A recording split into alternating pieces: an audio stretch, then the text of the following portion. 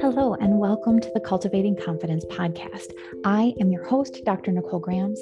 I am a life coach who specializes in anxiety, health, and human design. And I also happen to be a functional medicine pharmacist. This podcast is a compilation of conversations that I've had with clients and colleagues. So listen in as we explore the mind, body, and soul's confidence in its many forms. All right, so today we're talking about deconditioning. And here's the deal. It is my personal opinion that I'm going to give you my personal opinion, what sounded right to me when I learned about it. You don't necessarily have to share the same opinion as me. And what I believe has helped me live my life better and let things be easier and let them be more fulfilling. And I want you to believe the things that make you feel that way too. And we're allowed to disagree. So this is one of those things that when I heard it, I felt like I was remembering something. And that's how I know that something really resonates with me, is it makes so much sense. It's like I've heard it before, even if I haven't. So what I believe and what has helped me in my life is believing that before we're born, we choose. We choose our parents, we choose our struggles, we choose our gifts, how our energy works, our personality. Like we choose the date and time and place that we enter the earth in order to make all of those things line up, right? I believe that we are born knowing exactly who we are and how our machine operates, how our body operates. And when we're babies, we don't have any rules about what other people believe. We just know ourselves and how to express that we have needs. We can't express ourselves very well in ways that other humans can understand a lot, very well. I mean, parents do understand their children to a certain extent, but we can't articulate in the same way, right? But then as we start to get a little bit older, and it starts shockingly young, but we almost immediately start to forget who we are, how to trust ourselves because of what is going on around us, what we're told, what messages we hear, what we see happening. We forget to trust ourselves, and we forget that we can and that we should listen to our bodies and listen to our emotions. We stop seeing them as important, and then we learn to interact with our surroundings in a way that keeps us safe. And that is conditioning. So as children, that may mean that we learn how to manage our parents' or caregivers' or teachers' emotions. If you act a certain way, then the adults won't get mad and you won't get hit, right? If you smile and you don't ask questions about why, then you won't be ridiculed. If you're constantly staying busy, you won't get yelled at for being lazy, which is a bad thing, right? If you present yourself in this certain way, if you act how everybody wants you to act, then you receive hugs and kisses and love, right? Basically, you learn to be who you are not. And you learn how to manipulate the circumstances around you so that people act how you want them to act and that you stay safe. And it makes sense to that tiny little brain that this is how the world works. It becomes ingrained in our tiny little brains. And it's just what makes sense to the world. You're like a little kid version of Pavlov's dogs. Every time the bell rings, you start to salivate, right? But in this case, every time someone's upset around you, you learn how to make that stop. You learn how to change yourself to make sure that people around you don't get upset and they don't criticize you and they don't physically harm you. And then you learn how to anticipate that happening in the future. Everything that could go wrong, that could potentially cause anybody else to be upset, you start to manipulate that situation in advance in order to prevent that from happening. Because in your world, that's the worst thing that could happen, right? But the problem is you can't always prevent it. And then brain goes into overthinking mode about anxiety about the future, anxiety about not being able to control the future and to control people's emotions around you, right? You learn how to make decisions from your mind instead of listening to your body. And your mind keeps the tally of the pros and cons for every single decision that you make. You're not allowed to fail because that just works out poorly for you. You experience negative emotions. People make fun of you, whatever it is, right? You stop listening to your own body for its cues, and you stop listening to it to make your own decisions. You stop listening to when it needs rest. You stop taking care of yourself because that's not the most important. You stop listening to your emotions because everyone else's emotions are more important to pay attention to for your safety.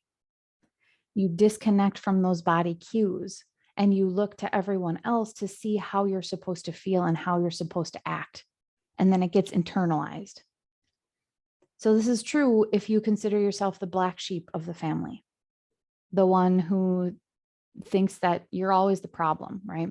Because if that's what you've been told your whole life, who is everybody else to, challenge that, right?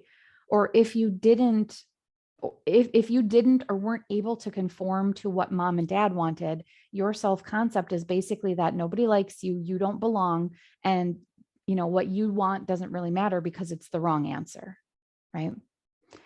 This is also true for you if you were the golden child, the one who learns how to earn praise from mom and dad by meeting their expectations over and over and over again.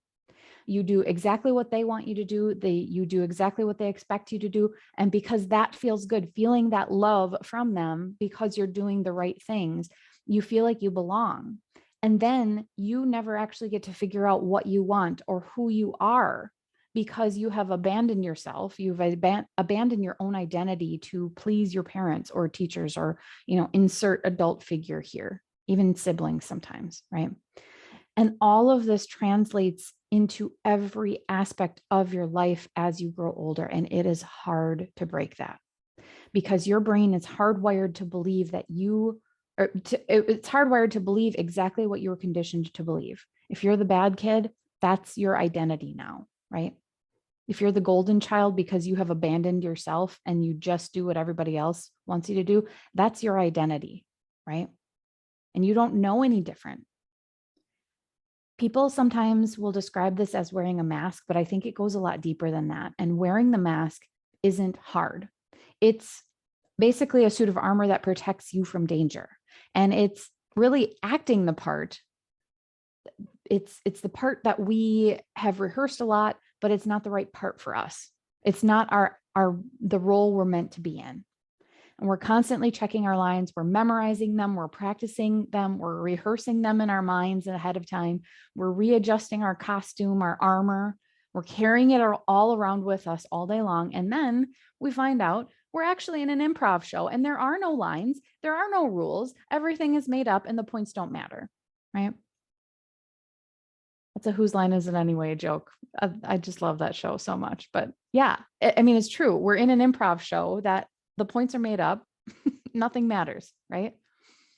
And then we blame ourselves for being broken because we don't feel good if we aren't perfect in the role that somebody else thinks we should be in, right? We blame ourselves for not knowing the lines that weren't even written for us because we're supposed to write our own lines and nobody told us that, right? We keep trying to be who we are not. And trying to be who we are not drains our energy like none other. When we live in our, what human design world kind of calls the not self, when we live out of alignment with what is actually true for us. And a lot of times we don't even realize that it's not true for us because we have been conditioned to believe that this is what's right for us, right? We people please and we forget who we are and we forget that we are the most important ones to take care of, like yourself, right? So we stop being able to sleep well. Our cholesterol goes up. Our blood sugar goes crazy, even when you're eating all the right things, right? Disease and inflammation creep into your body and you start having GI symptoms and aches and pains that you can't explain. And medical science can't explain it either because your standard blood panel is all normal at this point, even though underneath the surface, there's inflammation and your hormones are going crazy and you can't stand it, right?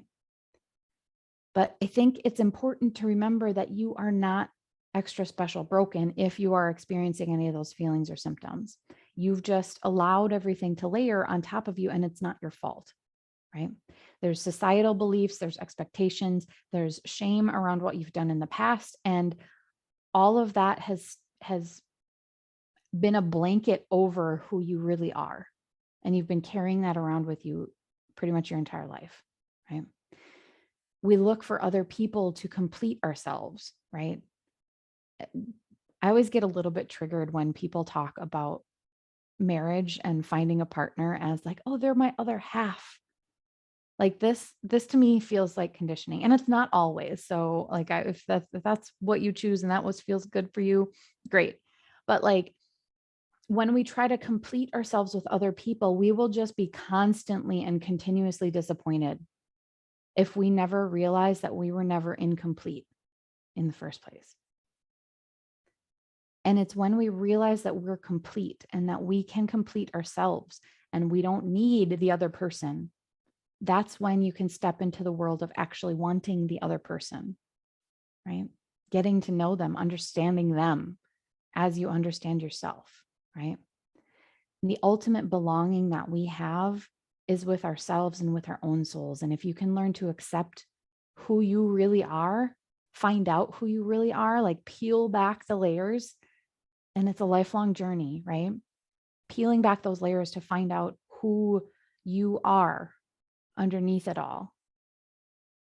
That's when the rest of the world's opinions don't really matter as much anymore. They'll never not matter. That's hardwired in us too. That we can't completely undo, but we can undo a lot of it, right? But so how do we undo that layering, the layers of blankets, the onion, whatever kind of whatever kind of metaphor we want here? How do we undo the conditioning? Some people call it rewiring the brain. It's a process of unlearning. It's changing your habits, whatever you want to call it. It starts with the awareness that the conditioning exists in the first place. And this is a moment that can be super, super unsettling. Like the ground has shifted and you were not ready, or the rug has been pulled out from beneath you, right? This is like the my entire life is a lie sort of moment, depending on how deep you go, right? It's all, people call it the dark night of the soul because it can, I mean, it's more than a night usually, but it's this realization of holy crap, what is this all around me? I live in a house of cards and it's coming crumbling down now, right? It's all dismantling itself. One little piece at the bottom and it's done for. But yeah, so once the awareness comes, then you have to want to change. You have to want it for yourself. It has to come from you. It won't last if the desire comes from somebody else. So like if your spouse wants you to change something, if you don't want it bad enough for yourself, you'll most likely find ways to hide it from your spouse and just change just in front of them as much as possible, right? And that's exhausting, right? Because you're not being yourself. If you don't want to do the thing and your spouse says you have to do the thing, then you just become someone else in front of them most of the time. That's how that works, right? But before you can change, you have to be very clear on what you want, like what it is you want to change, right? You have to start making the conscious choice to change and do something different than what you've been doing. And this is the hard part. This is, if you've been following me at all, the highway, the expressway to the place that we don't want to go, we have to stop in the middle of the highway and turn, right? This is that pause moment before you take action. And this is that moment of choice, that pause. So remember how your brain was wired as a kid to make sure that you're taking care of everyone around you and ignoring your own needs to keep you safe. Like the emotional brain will still believe that that is true, even if you intellectually know that it's not, until you experience an emotion enough times that it feels safe for you, right? So when you have to stop, emotion will come up. And this is your opportunity to process the emotion so that you don't take action from it. So you get to figure out what your emotion is trying to say and you acknowledge it. You check in. How are you feeling? Are you feeling good? Are you in a place that feels good for you? Do you need to find a new place? The more open centers that you have in your human design chart, the more important the environment around you is in order to make decisions and make change for you. After that pause, after you check in with yourself, after you process that emotion, that's where the intentional choice comes. Being a different person and doing different things are two very different things. But being the person you want to be, becoming the person you want to be in that pause before the action, that's what will help guide the choice, the action that you're taking. So if we put ourselves in a good place, we're more likely to be able to do better, but it's not the end all be all prescription, right? The whole process of deconditioning is really freaking terrifying at first. And I wish I could say that it gets less terrifying. It does a lot of the time. It just gets, but it's still like the momentary freak out. Like even when you know that, and when you consciously know that this other choice is better for you, like everything about this choice that I'm making intellectually feels like the right choice. Your emotional brain, if it hasn't caught up yet, if it's not on board, it will feel fear and it will resist. And nothing has gone wrong when you feel that over and over and over again in your life, right? You just have to be onto your brain. So you can shine a light down in the basement and say, oh, I see what's going on here. I understand why you're thinking this way. And I can see that in my past, this feeling of uncertainty meant danger. It meant that I might get rejected. I might get hit. I might get belittled, right? And here's where self-compassion comes in. This is where you get to say, I see you, 7-year-old self, right? Or however old you were when you felt this. I see that you're scared. I hear you. Like, come here. Let me give you a hug. I got this. I got you. We're going to do this even though it's scary. And I promise it'll be okay, right? You got to let that emotion process. You got to let it consume your whole body.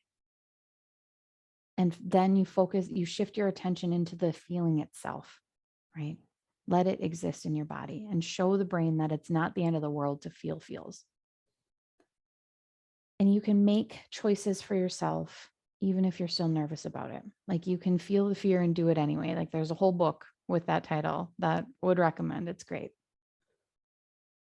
But allowing yourself to feel emotions does not mean stop, right? You get to own who you are. You get to own your role. And another important part is to celebrate yourself, right? Celebrate along the way, because that's another thing that we have been conditioned that we're not allowed to celebrate until all of the conditions are met, right? We have to have gotten an A on the paper, passed the class, gotten, a 4.0 or whatever version of this is yours. We're not allowed to celebrate until the end. And even then it's like, oh, well, what's next? Right. And depending on who you have around you as a kid, that is something that gets you get very cautious about celebrating, because sometimes you have adults around you that are like, what are you so happy for? Right. Just because they're miserable, they need to pull you back down and not allow you to be a kid and be happy and run around and jump and celebrate, right? Yeah, you get to celebrate yourself and you get to step in the role that you were meant to play. I was recently watching a clip about John Krasinski auditioning for The Office. He's an actor, if you don't know who he is, but everyone thought that he should audition for the role of Dwight. And if you know Jim and Dwight, they're very different people and they're perfect in their character. But before the show started, everybody thought John Krasinski, who ended up being Jim, should try out to be Dwight, right? But he knew that he was Jim. And it was only when he stepped into that role of Jim in the auditions that everyone could finally see it. But can you imagine if he had listened to everybody else, what they had to say, what their opinions were? Like, sure, he would probably have still been good at the role, but that was not the role he was born to play, right? He was born to be Jim. He was born to bring Jim, the character, to life. And now if you're the Office fan, you can't imagine what it would be like to have another actor in that role, right? So what's your role that you're playing? You might not know yet. You might not ever really know what the role is supposed to be, especially if you have an open identity center. But is it worth it to try to find out, right? Is it worth it to try to find your own soul and your own life and embody it in your own life, in your community, in your spirituality? And that doesn't mean that you won't question if it's right, because there will be times where you might potentially alienate loved ones. You might have to give up a comfortable life, a predictable life, in order to find your authentic one. And not finding that authentic one is completely a choice that you can make. If you are comfy where you're at, all is good, absolutely choose that, right? But if you want to live your most authentic life and that's not what you want, is to stay comfortable, it's going to take some work. It's hard work. But is it worth it for you to go through this unsettling dark night of the soul phase, knowing that once you see some things, you cannot unsee them, right? You can't ever really go back to who you used to be. You have to be willing to let go of the identity that you've built up, and you have to be willing to let people down. And that is fucking terrifying, right? You have to let people be disappointed. You have to let them disapprove of what you're doing. And that's scary, scary shit, right? But stop living by their script and write your own. Write your own role. You have the right to want your own life. You are worthy of the dreams that you have. And deconditioning is an ongoing process if you want to keep your life, keep getting bigger. If you want your life to keep growing, right? If you want to keep growing yourself, right? But you have to be willing to let people be wrong when they think that you're supposed to be a Dwight when you're actually Jim. Thank you for taking the time to listen in today. Many of you will be able to take the ideas that you've heard and apply them in your daily life, and that's really all you need. That's amazing. But for those of you who could use a little one-on-one help with how to make these things actually work for you in your real life, please reach out. The link to schedule a consult with me is in the show notes. You don't have to do this alone. See you soon.